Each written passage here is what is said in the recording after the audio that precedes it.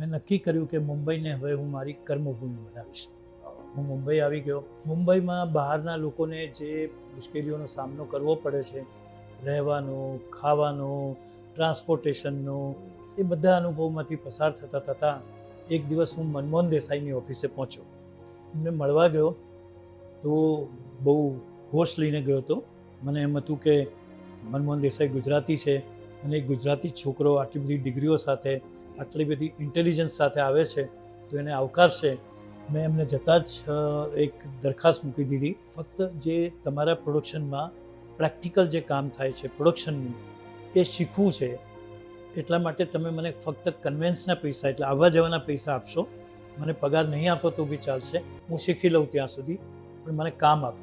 પણ એમણે મને સલાહ આપી કે મારી સાચી સલાહ એ છે કે તું આટલું બધું ભણેલો ગણેલો છે અને આટલું બધું તારું નામ છે તારું, તો તું પાછો જા.